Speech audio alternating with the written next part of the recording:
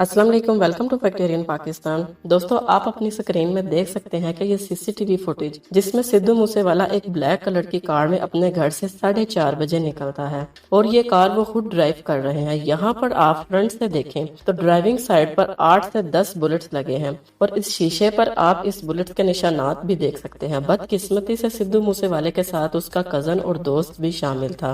इसके दोस्त को 3 से 4 बुलेट्स लगे हैं और सिद्धू मूसेवाले को सीने में और टांगों पर गोलियां लगी और वो मौके पर ही जाँ बहक हो गए। अगर आप इस गाड़ी को गौर से देखें तो इसके चारों टायर फेल हो चुके हैं और बुनियादी तौर पर कहा जा रहा है कि ये 30 फायर इनकी गाड़ी को मारे गए हैं।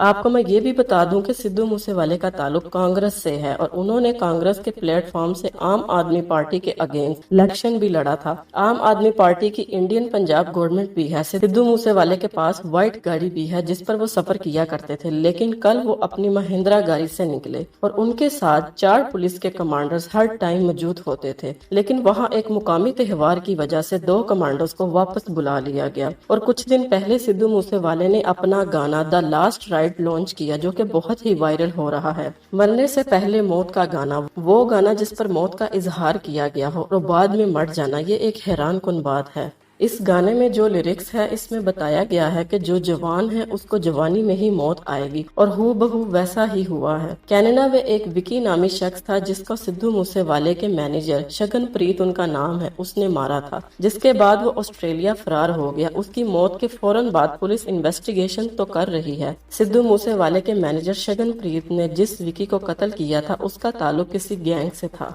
और उसी गैंग ने उसके कत्ल की जिम्मेदारी को भी कबूल किया है। सिद्धू मूसेवाले के हवाले से कोई भी मजीद अपडेट आएगी तो मैं आपको जरूर आगाह करूंगी। और जाने से पहले मेरे चैनल को सब्सक्राइब करना मत भूलें। तब तक के लिए मुझे इजाजत दें। अल्लाह हाफिज।